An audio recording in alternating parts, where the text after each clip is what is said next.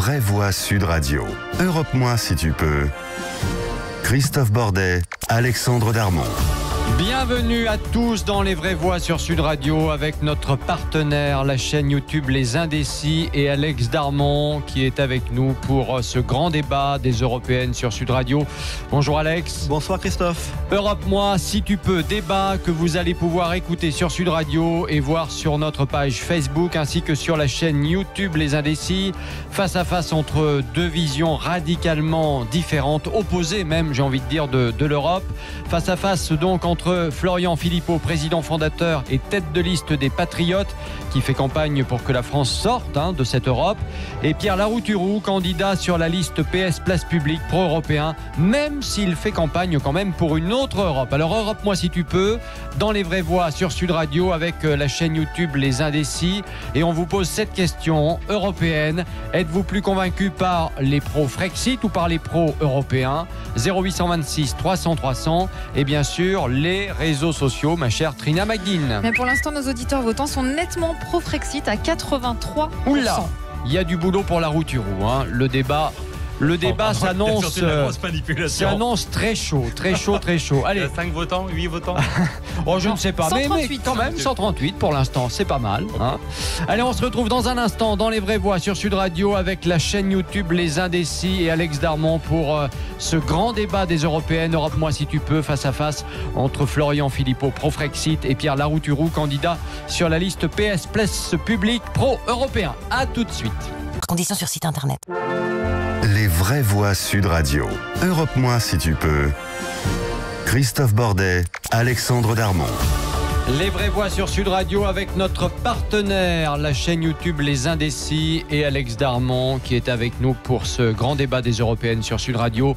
Rebonjour mon cher Alex. Europe-moi si tu peux. Quand je lui dis bonjour, il me dit bonsoir, et quand je dis bonsoir, il me dit bonjour. Il est en forme aujourd'hui. Je vous dis salut si vous voulez. Il est très en forme. Salut, voilà. C'est bien. Ouais. Europe-moi si tu peux, débat que vous allez pouvoir écouter sur Sud Radio et voir sur notre page Facebook ainsi que sur la chaîne YouTube Les Indécis, face à face entre deux visions radicalement opposé de l'Europe. Florian Philippot, président fondateur et tête de liste des Patriotes, qui fait campagne pour que la France sorte de l'Europe actuelle, et Pierre Larouturou, candidat sur la liste PS Place Publique Nouvelle Donne, pro-européen, même s'il fait campagne quand même pour une Europe un petit peu différente. Oui, enfin tout le monde dit changer l'Europe, donc on va avoir l'occasion d'en parler. Oui, bien sûr. Europe-moi si tu peux, le grand débat des Européennes dans Les Vraies Voix sur Sud Radio avec la chaîne YouTube Les Indécis, et on vous pose cette question européenne: êtes-vous plus convaincu par les pro-Frexit ou par les pro-européens? 0826 300 300 et les réseaux sociaux, Trina McGuinn. Alors on est redescendu à 80% pour les pro-Frexit pendant la pub, mais là c'est remonté à 83%. Ça va très vite. Bon, très bien. Allez, Alex Darmon. Bonjour à vous deux, merci d'être ici avec nous pour ce grand débat. Je commence par vous, monsieur Florian Philippot. Est-ce que c'est depuis tout petit que vous n'aimez pas l'Europe ? Parce que honnêtement, vous la détestez quand même. Je n'aime pas alors quand j'étais petit, c'était la CE.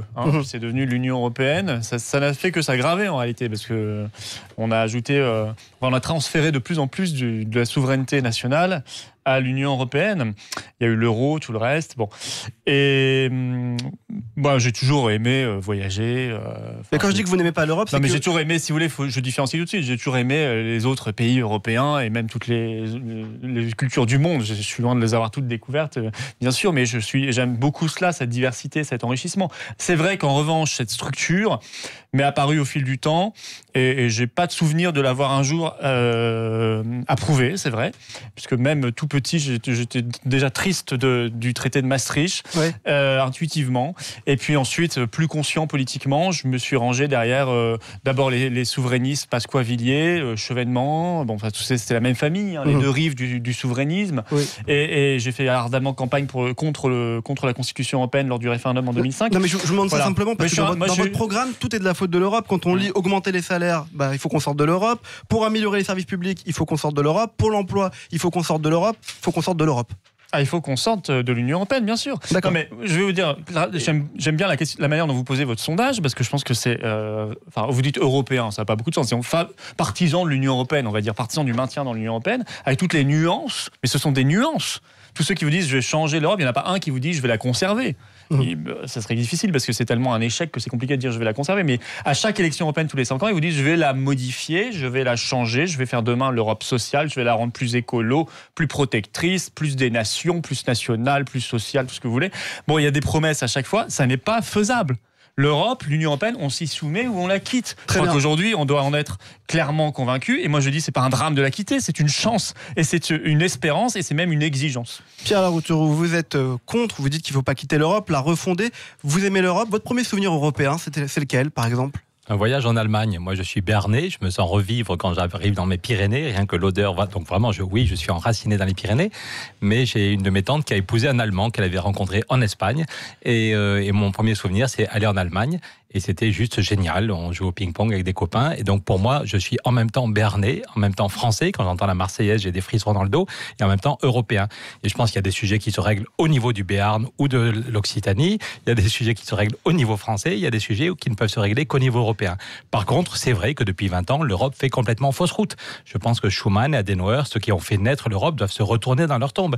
Schuman et Adenauer, ils n'étaient pas là pour faire un grand marché. Ils étaient là pour permettre la paix et la prospérité. Quand Schuman et Adenauer décident de faire le charbon et l'acier, tous les grands patrons d'industrie sont furieux. Parce que ça fait des décennies qu'on se faisait la guerre, et à chaque fois qu'on gagnait la guerre, on prenait le charbon et l'acier de l'autre pour taper encore plus fort. Et en 2 semaines seulement, sans consulter les actionnaires des entreprises, ils ne savaient même pas combien il y avait d'entreprises concernées, Schuman et Adenauer disent, on va faire un truc énorme pour être sûr que la guerre n'est plus possible, on va mettre ensemble le charbon et l'acier. Et derrière, il y a 6 mois de négociations. Et donc moi, ce que j'aime dans l'Europe, c'est quand il y a une capacité à se mettre au service du bien commun. L'Europe, pendant 20 ans, elle a protégé les revenus des paysans. Moi, j'ai des paysans dans ma famille. On sait, par exemple, dans les Pyrénées, que les gens qui font du lait, pendant 20 ans, grâce à l'Europe, ils vivaient bien, sans 1 gramme de subvention. Le but d'un paysan n'est pas d'avoir des subventions. Mon ami Michel Rocard avait mis en place les quotas laitiers, et pendant 20 ans, on a protégé le revenu des paysans. Mais c'est pas, Pierre Larouturou, excusez-moi, si on fait le constat, c'est pas l'Europe qui a décidé de foutre en l'air ça. C'est un certain Bruno Le Maire, qui était ministre français, qui en 2005 a dit, on n'en a rien à faire de ces outils, on va laisser faire le marché libre. Et depuis 2005, le prix du lait s'effondre, et toute l'Espagne, il y a des paysans qui se suicident. C'est pas faux. Mais c'est pas le mais quand même. De l'Europe. Pierre Larouturou, oui, mais enfin, quand même, vous voulez changer l'Europe. Vous voulez changer l'Europe, c'est ce que vous dites. Vous voulez changer l'Europe parce que cette Europe ne fonctionne plus. Alors j'ai envie de vous dire, pourquoi vous vous présentez aujourd'hui aux européennes ? Si on ne croit plus en une Europe ou en une idée européenne, il ne faut pas se présenter. Mais au contraire, je crois que l'Europe est absolument indispensable sur certains sujets, qu'il y a plein de sujets où on peut faire sans l'Europe. C'est une excuse, par exemple sur la question des retraites, c'est Emmanuel Macron qui décide de baisser les retraites. Sur la question du logement, on est le seul pays d'Europe, quasiment un des seuls où les loyers sont aussi chers. Donc il y a plein de sujets qu'on peut régler au niveau du pays, au niveau des territoires. Mais par contre, il y a des sujets sur lesquels l'Europe est le levier efficace. Par exemple, si on veut créer des emplois dans le secteur du bâtiment, sur la question du revenu des paysans, oui, une politique agricole qui protège le revenu des paysans. Pendant 20 ans, c'est au niveau européen qu'on l'a fait, ça a marché. La PAC existe, de 84, Florent Philippot, vous voulez réagir ? Et c'est des libéraux qui l'ont foutu en l'air. Et aujourd'hui, c'est un drame. On a supprimé les quotas.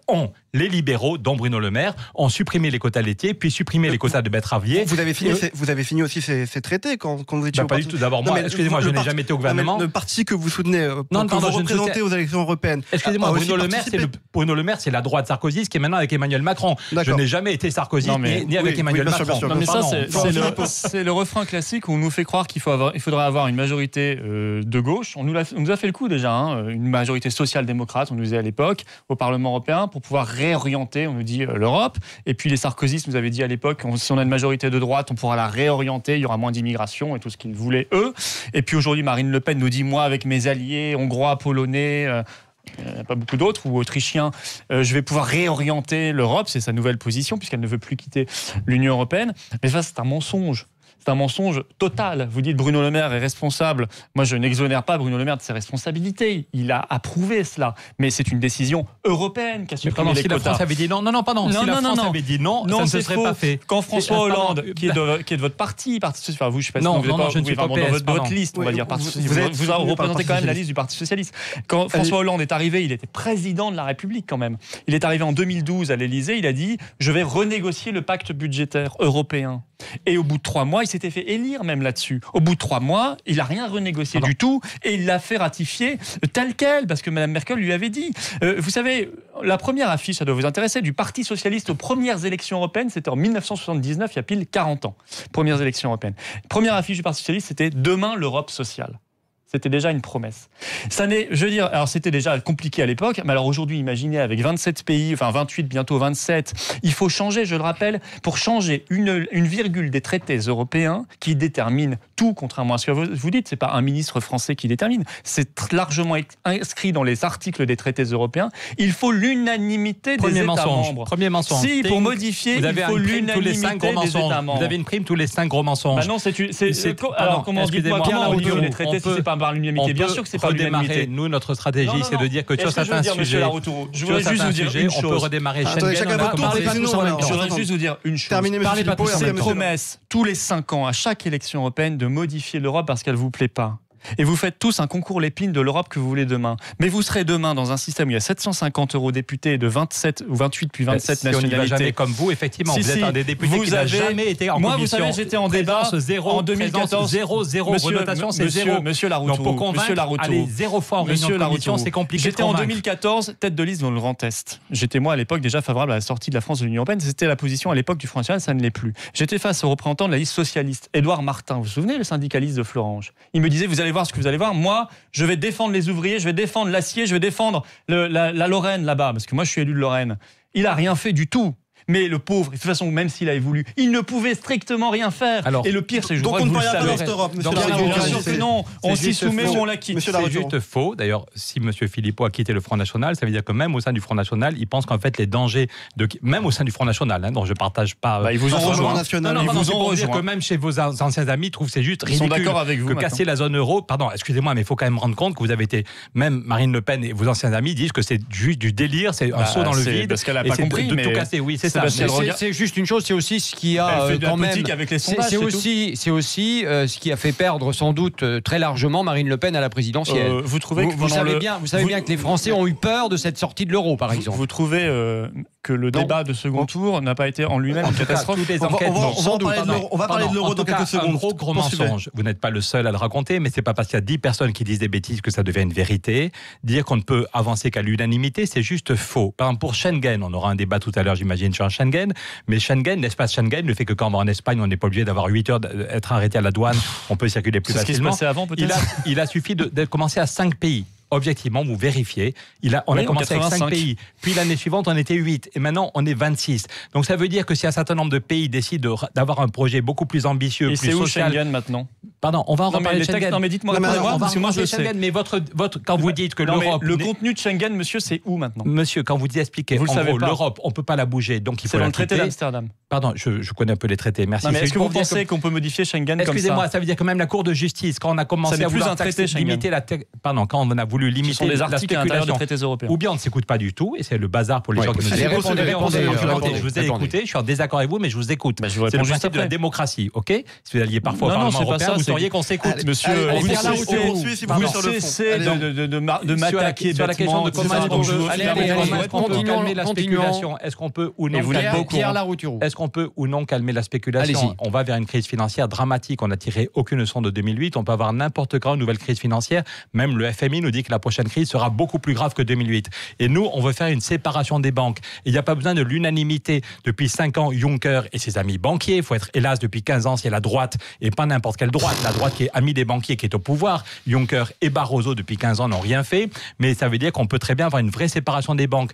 On peut avoir une fiscalité pour taxer les bénéfices avec juste 9 pays. On va débattre de tout ça. On peut recommencer. Allez-y, terminez. Il faut qu'on avance. Vous allez avoir le temps de répondre. Vous allez avoir le temps de répondre. En tout cas, on peut changer l'Europe. Je vais avoir le temps en direct. Et comme il y a un grand nombre d'Espagnols, d'Allemands, d'Italiens, de Belges qui en ont marre de cette Europe, mais qui comprennent qu'il faut rester en Europe, mais changer l'Europe, nous on fait le pari qu'avec 8, 9 ou 10 pays, on peut redémarrer et qu'on avance et que les autres nous suivront s'ils le veulent. Mais que tout casser est beaucoup plus dangereux. Florian Philippot, Paul Laroutourou, avec Alex Darmon, nous sommes allés interroger les Français.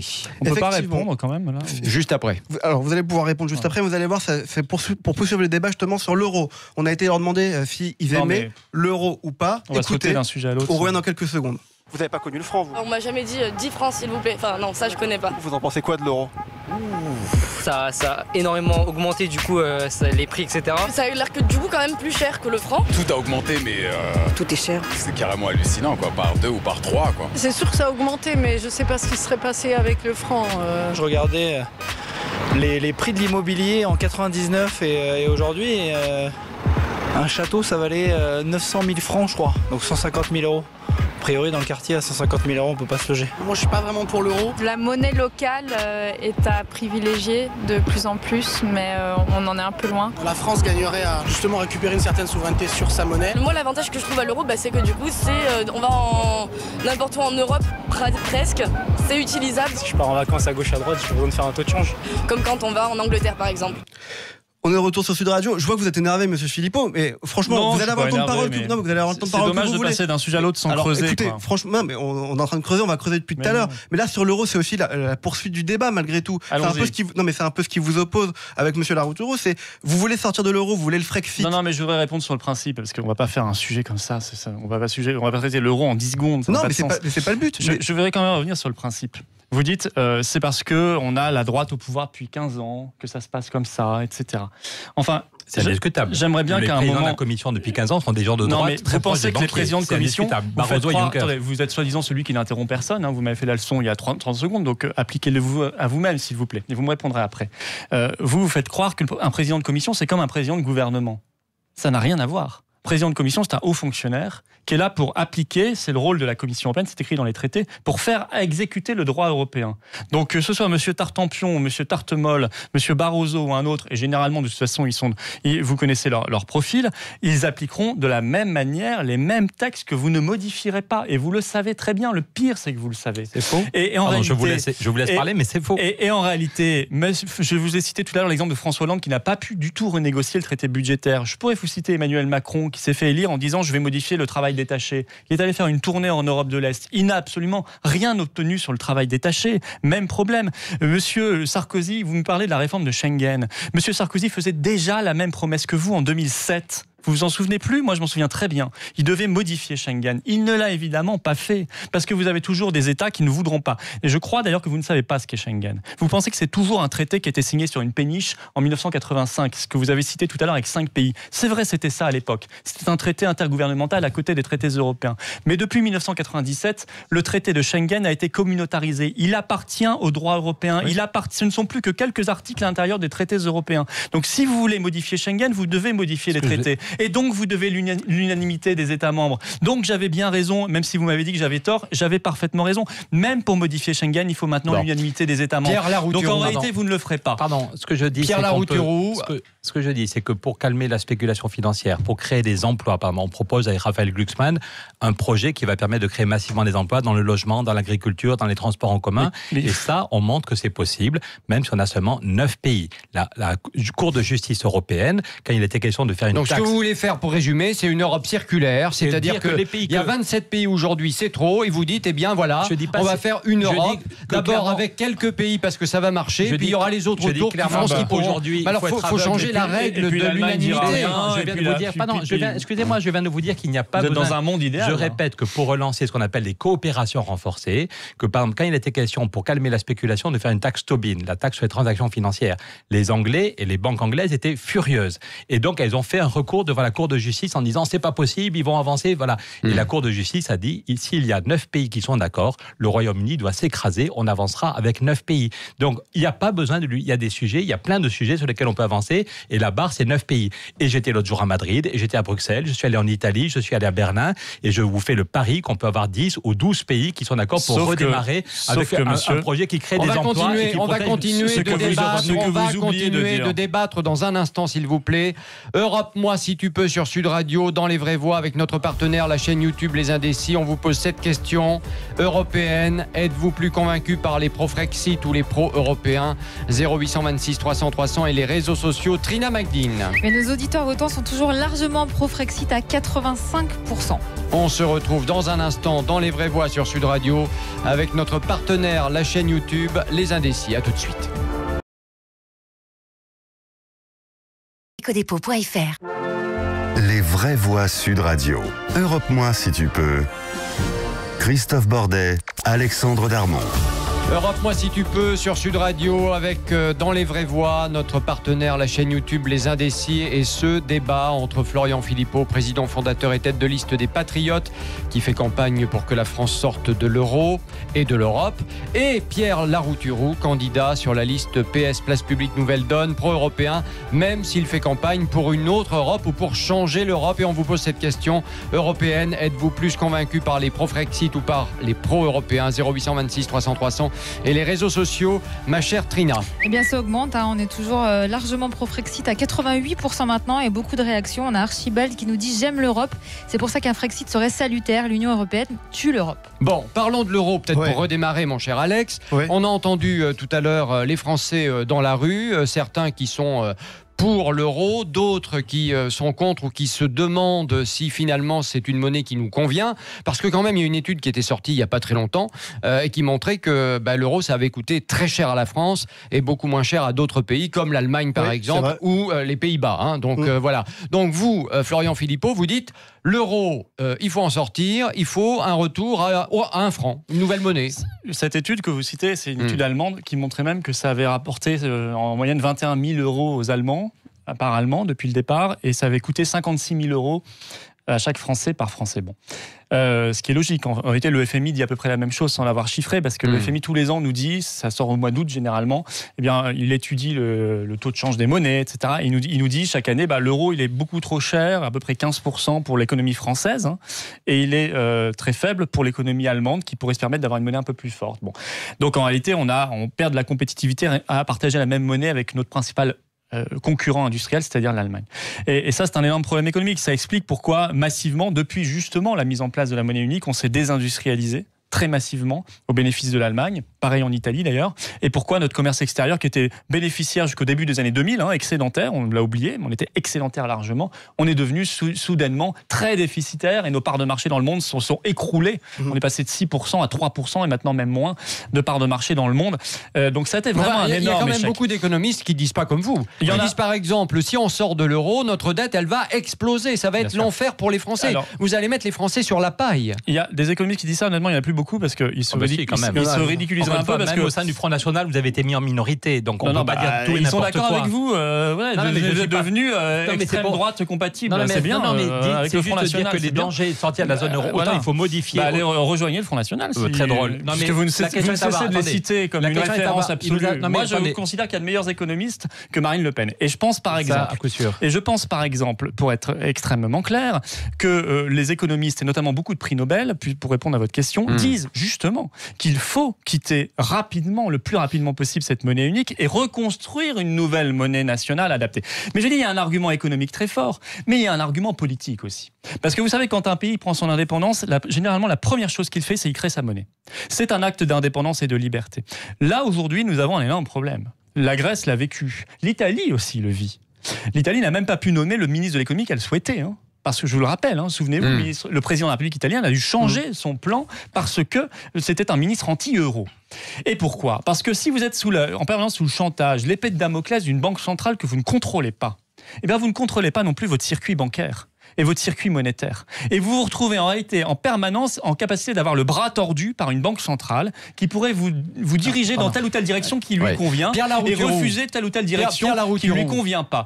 Moi, je refuse en démocratie de vivre sous ce chantage et j'aimerais effectivement que nous ayons une vraie monnaie adaptée à notre démocratie et à notre compétitivité. La politique monétaire est conduite par l'Union européenne. Deux choses très intéressantes, parce que la Grèce, effectivement, a beaucoup souffert depuis 10 ans et que l'Europe s'est très mal comportée, qu'on a fait payer aux Grecs alors qu'ils avaient fait beaucoup d'efforts.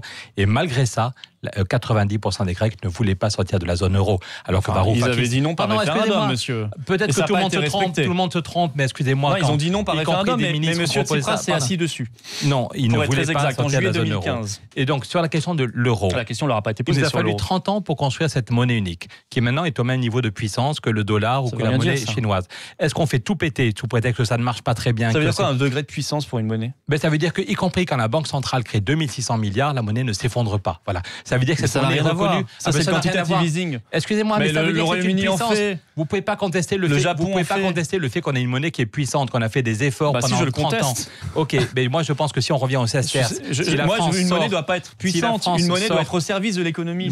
Mon sujet, c'est aujourd'hui, on a pris 30 ans pour arriver à faire une monnaie unique. Est-ce qu'on est capable d'utiliser cette puissance pour la mettre au service du bien commun, pour créer des emplois, pour améliorer le financement des retraites, ou est-ce qu'on fait tout péter sous prétexte comme un enfant qui fait un caprice? Mais non, c'est pas ça, c'est exactement ce qu'on veut. Elle ne peut pas fonctionner. Est-ce que vous croyez, par exemple, je sais pas, une question simple, est-ce que vous croyez franchement nous ne sommes pas une zone monétaire optimale? Nous, les Français, tout seuls, avec notre petit franc, on pourra aller faire un bras de fer avec les Américains, par exemple, les Chinois. Si nous, on est les petits Français, comme vous dites, avec notre petit franc, comment ils font les tout petits Suisses avec leur tout petit franc suisse? Comment ils font les tout petits Coréens du Sud, 51 millions d'habitants, avec leur petit, je ne sais pas très bien comment s'appelle leur monnaie d'ailleurs, leur petit monnaie coréenne? Comment font les petits Canadiens, 35 millions d'habitants, 2/3 du PIB de la France, avec leur petit dollar canadien? Et ils s'en sortent plutôt pas mal, non? Même beaucoup mieux que nous, ce qui prouve que ça n'a rien à voir. Mais vous comprenez ce que quand même dit Monsieur Larouturou, c'est que le système peut exploser aussi. C'est une monnaie qu'on a construite, ça peut faire peur. Si vous voulez, nous on a mis en ligne chez les Patriotes 11 engagements autour de la sortie de l'Union européenne. Notre but, c'est justement de faire du positif et pas d'attendre une crise, parce qu'effectivement, ça peut exploser. Et moi, je n'ai pas envie que ça explose.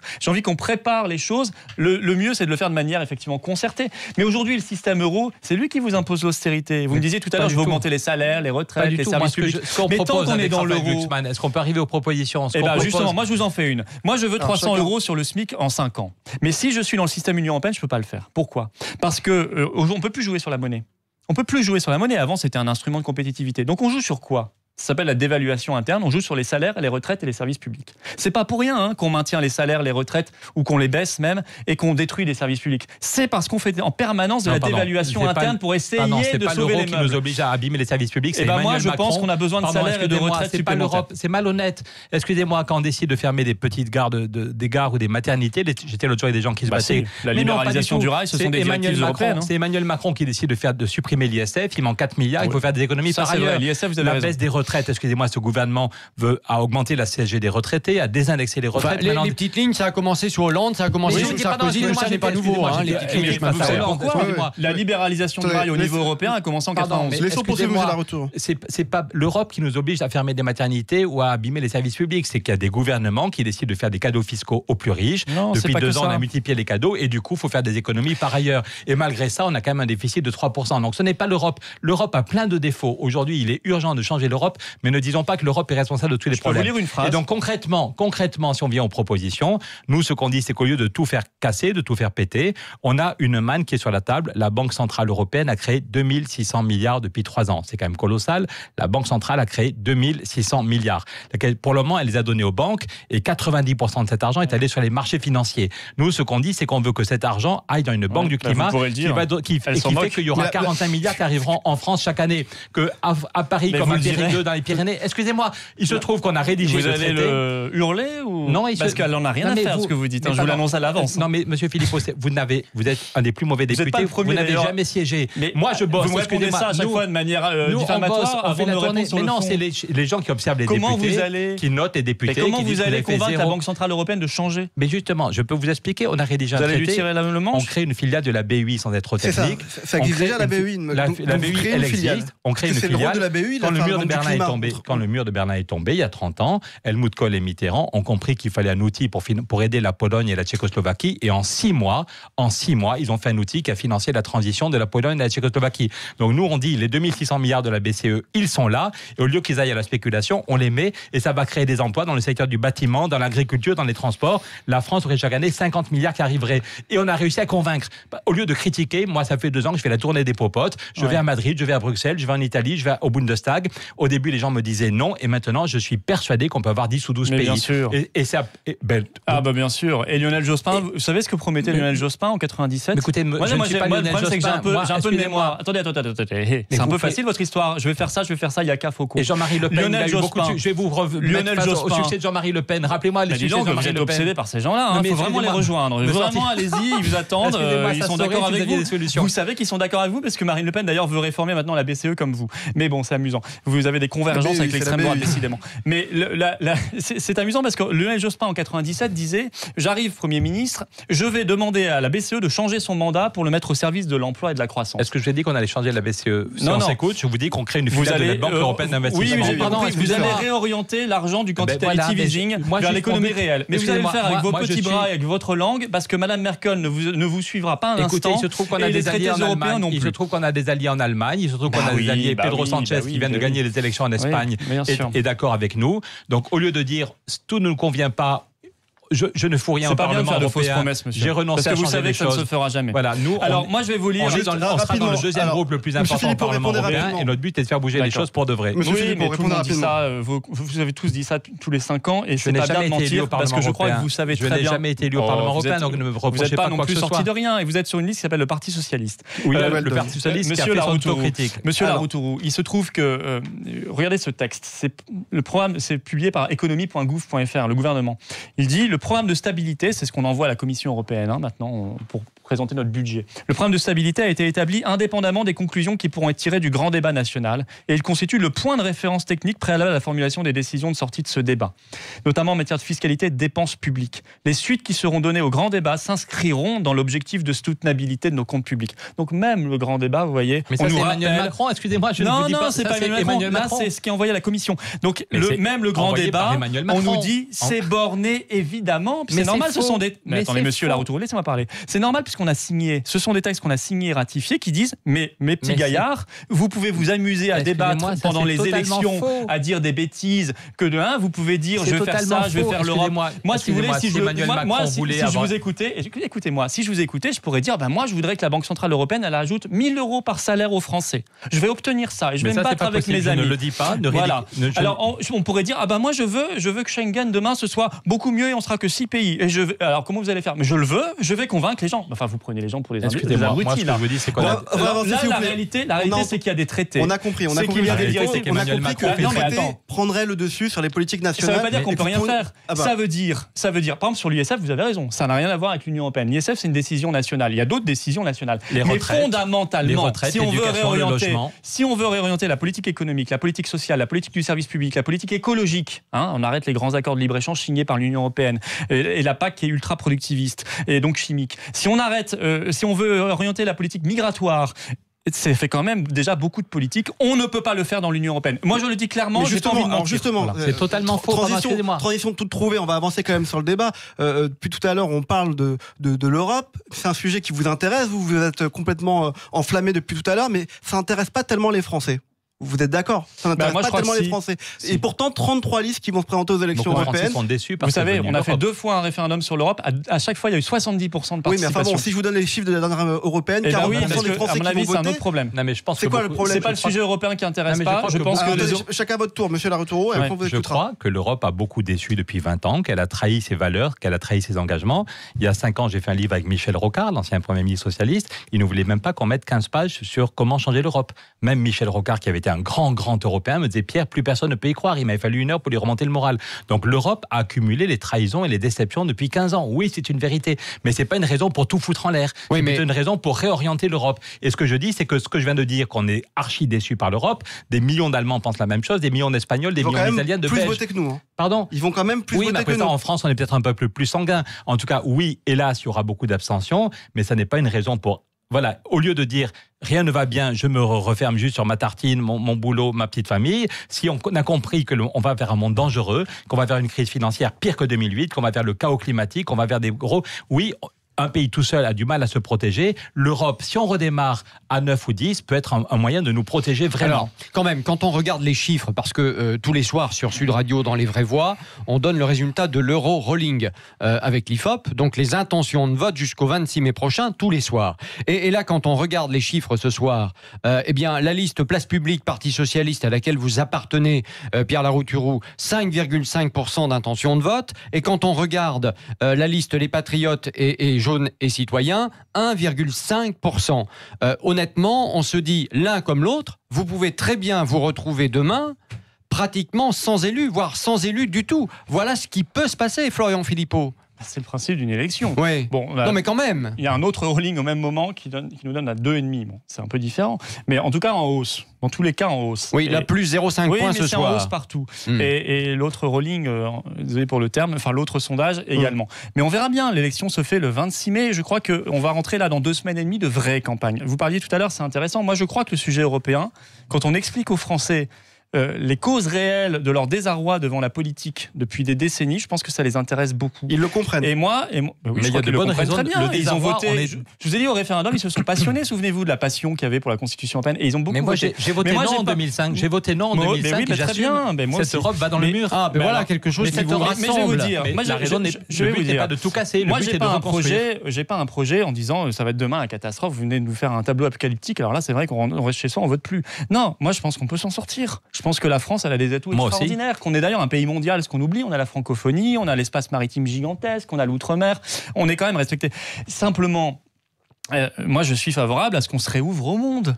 Parce que vous raisonnez un peu sur 1957, où on est toujours obligé de faire des coopérations avec l'Italie, l'Allemagne, ça. C'est bien, j'adore ces pays-là, j'aime beaucoup y aller, ce sont des beaux pays, ils ont des vraies cultures, mais le monde aujourd'hui est beaucoup plus vaste. Et on doit pouvoir coopérer aussi avec la Chine, le Brésil, les puissances émergentes d'Afrique, les États-Unis, la Russie, le Japon, etc. Enfin, comme vient de le faire l'Italie avec la Chine en étant dans l'Europe. Mais non, mais l'Italie, vous verrez que l'Italie est en récession. Eh ben oui, et l'immigration d'Italie ne baisse pas. Si vous regardez les chiffres réels, l'immigration ne baisse pas. Ils ont arrêté quelques bateaux, mais le gros de l'immigration ne baisse pas parce qu'ils sont justement coincés dans l'Union européenne. Ils auraient mieux fait d'en sortir. Mais ça, bon, malheureusement, ils vont s'en rendre compte un peu tard. Mais globalement, oui, on peut coopérer quand c'est nécessaire sur des projets culturels, industriels, technologiques. Moi, j'y suis à fond favorable. La France a pris un retard considérable dans l'intelligence artificielle, le numérique. On doit pouvoir miser là-dessus. Donc, vous voyez, je suis optimiste, mais pas le faire dans un cadre fédéral ou supranational où on n'a plus aucun levier et donc plus aucune démocratie. On a plein de leviers. On vous pose cette question dans les vraies voix sur Sud Radio européenne. Êtes-vous plus convaincu par les pro-Frexit ou par les pro-européens? 0826 300 300 et les réseaux sociaux. Trina. Ça augmente encore. 91% de nos auditeurs votants sont pro-Frexit. Allez, à tout de suite dans les vraies voix sur Sud Radio avec la chaîne YouTube Les Indécis pour la suite d'Europe Moi Si Tu Peux, le grand débat des européennes entre Florian Philippot et Paul Larouturou et les questions de Philippe Bilger dans un instant. À tout de suite. Radio.fr. Les vraies voix Sud Radio. Europe Moi Si Tu Peux. Christophe Bordet, Alexandre Darmon. Europe Moi Si Tu Peux sur Sud Radio, dans les vraies voix avec notre partenaire, la chaîne YouTube Les Indécis. On vous pose cette question européenne. Êtes-vous plus convaincu par les pro-Frexit ou par les pro-européens? 0826 300 300 et les réseaux sociaux. Trina McGuinn. Ça a encore augmenté pendant la pub. On est passé à 92% de pro-Frexit pour nos auditeurs votants. Bon, et ben voilà, c'est comme ça. Le face-à-face continue tout de suite avec Philippe Bilger. Les vraies voix Sud Radio. Les Indécis. Europe Moi Si Tu Peux. L'Europe de Bilger. Philippe Bilger, bonsoir. Vous êtes donc notre sage en quelque sorte. Vous avez écouté absolument. Vous avez écouté religieusement Florian Philippot et Pierre Larouturou. On va plus loin avec vous. Vous avez carte blanche pendant 5 minutes. Florian Philippot, peut-on être un patriote et vouloir rester dans l'Europe? Moi, je ne sonde pas les cœurs des gens, donc on peut. Moi, je pense que honnêtement, si on prend le temps de réfléchir un peu à la question, à la fin, si on est vraiment attaché à son pays, on peut pas le vouloir en prison. Voilà, on peut pas le vouloir entravé, donc on peut pas le vouloir dans l'Union européenne. Christophe Bordet vient de rappeler un sondage. Pour l'instant, les patriotes sont très loin du Rassemblement national. Sur le plan politique, qui a trahi, à votre avis, du Rassemblement national ou de vous-même? Moi, je n'ai jamais trahi mes convictions. Moi, en 2014, je me suis fait élire, on peut reprendre la profession de foi, sur la sortie de l'Union européenne et la sortie de l'euro. Et je crois que c'est une condition, c'est pas une fin, c'est une condition indispensable à toute politique de prospérité, de protection et vraiment de bonheur, je crois, vraiment de démocratie. Le Rassemblement national l'a assumé. Ils ont dit, Marine Le Pen disait pendant 5 ans, 70% de mon programme n'est pas applicable si je reste dans l'Union européenne et l'euro. Et maintenant, elle dit à peu près l'inverse. Ça s'appelle un revirement. Vous direz, c'est classique en politique, mais c'est triste. C'est ça qui crée de l'abstention. Et aujourd'hui, ils se rendent impuissants. Merci pour vos réponses très rapides. Une dernière, et après j'en viendrai à Pierre Larouturou. À votre avis, la victoire possible des populismes dans tel ou tel pays sans porter de jugement moral sur eux. Est-ce que ça ne changerait pas un peu votre point de vue ?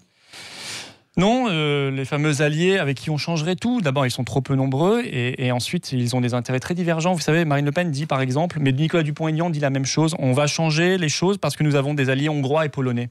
Mais vous savez que les Hongrois et les Polonais sont les premiers défenseurs du travail détaché, contre lequel normalement luttent M. Dupont-Aignan et Mme Le Pen, mais ça ils ne le disent pas à leurs électeurs. Ce sont les premiers défenseurs des grands accords de libre-échange qui tuent ici de l'industrie, de l'agriculture et la planète. Et ça, ils ne le disent pas non plus à leurs électeurs. Donc non, c'est objectivement vendre des salades aux électeurs et je n'ai pas envie de rentrer dans ce système-là. Merci Pierre Larrouturou. Sans vouloir vous offenser, quand j'ai écouté attentivement le discours du président à la Sorbonne, vous avez une vision humaniste de l'Europe. Quelle est votre principale différence avec cet esprit développé à la Sorbonne ? Est-ce qu'il y en a une ? Mais c'est que depuis 2 ans qu'Emmanuel Macron est président, il n'a rien fait pour faire bouger les choses.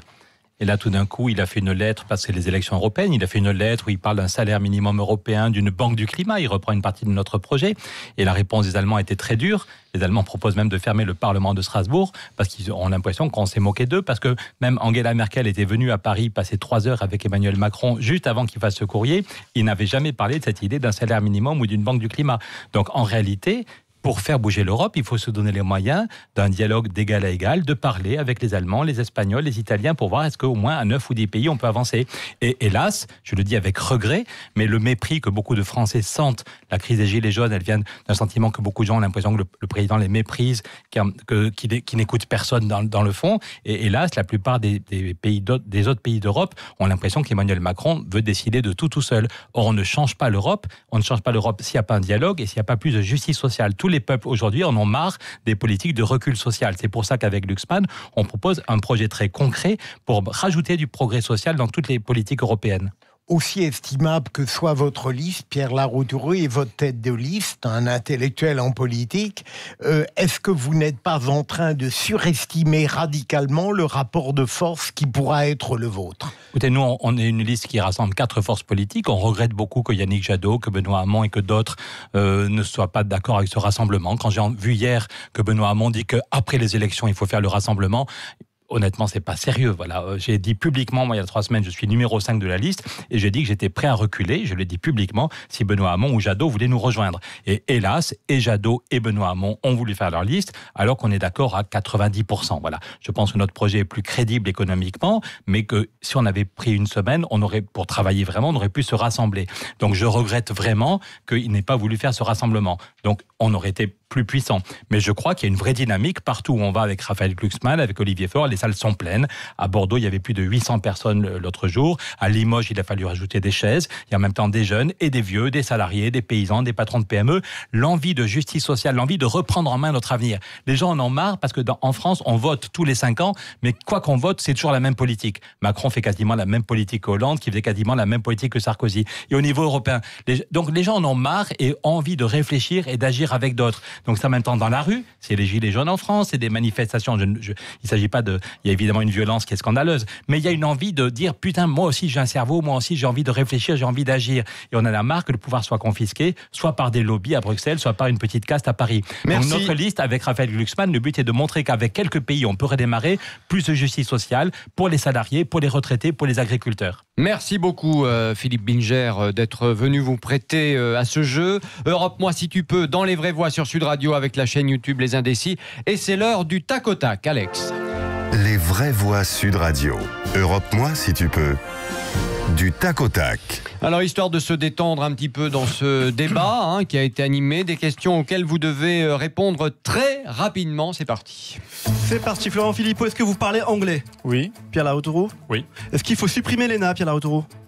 On peut, mais si c'est pour remplacer par une autre école identique, ça n'a pas trop d'intérêt. Florent Philippot ? La réformer, mettre plus de stages, mais garder le concours républicain, parce qu'il faut bien l'égalité et non pas la cooptation. Florent Philippot, vous pouvez me donner la capitale de la Bulgarie, s'il vous plaît ? Sofia. Et vous de Malte, Pierre Laroutourou? Je ne sais pas. La Valette. Est-ce que vous avez Instagram l'un et l'autre? Oui.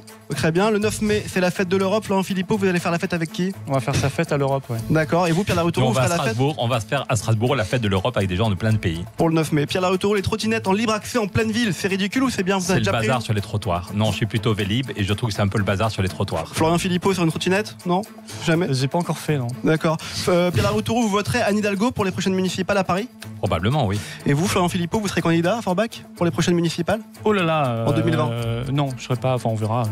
C'est possible. J'ai même pas du tout réfléchi à la question. D'accord. Je serai peut-être sur la liste en soutien, mais pas. D'accord. Florent Philippot, est-ce que vous avez une idée du prénom du Royal Baby qui vient de naître? C'est It's a Boy. Oui, He's a boy. He's a boy. C'est son prénom et vous? Non, j'ai juste vu ça sur Twitter avant de venir, mais j'ai pas vu le prénom. C'est pour savoir si on travaille pendant la journée. On travaille pendant la journée. Mais non, je le connais pas non plus. Donc voilà. Merci à vous deux. Merci à vous deux. Pour terminer rapidement, Florian Philippot, qu'est-ce que vous préférez chez votre adversaire Pierre Laroutourou? Qu'est-ce que je préfère? Oui. Je parle pas de physique, hein. Non, mais en tout bien, tout honneur. On se connaît pas du tout. Il m'a l'air très sympathique, honnêtement. Bon, Pierre Laroutourou, qu'est-ce que vous préférez chez Florian Philippot? Je pense qu'il se trompe, mais il ne change pas d'avis. Mais je pense qu'il se trompe gravement. Alors, il faut que je sois un peu méchant aussi. Alors, il l'a été. Non, pardon. Vous n'êtes pas. Attendez, il y a tellement de girouettes. Honnêtement, je pense que vous n'êtes pas une girouette, mais que vous vous trompez. Vous nous amenez à une catastrophe. Ça, on n'est pas d'accord. Mais il y a tellement de gens qui changent d'avis et qui s'en foutent, tandis que vous, au moins, vous n'êtes pas une girouette. Eh ben voilà. Mais il est sympathique. C'est un compliment. C'est un compliment. Vous n'êtes pas une girouette. Vous avez des convictions et vous y tenez. C'est un compliment. Consent dans l'erreur, mais. Bon, merci en tout cas évidemment à tous les deux d'être venus sur Sud Radio. Europe-moi si tu peux dans les vraies voix avec la chaîne YouTube Les Indécis. Résultat définitif de notre question, de notre sondage Trina Magdine. Eh bien, sans surprise, 91% de nos auditeurs votants sont pro-Frexit. Eh bien, voilà. Allez tous voter Patriote. Merci Alex Darmon de la Christophe. chaîne YouTube Les Indécis. On se retrouve pour un nouveau débat demain sur Sud Radio pour le face-à-face Jean-Christophe Lagarde, Nicolas Dupont-Aignan. A tout de suite dans les vraies voix.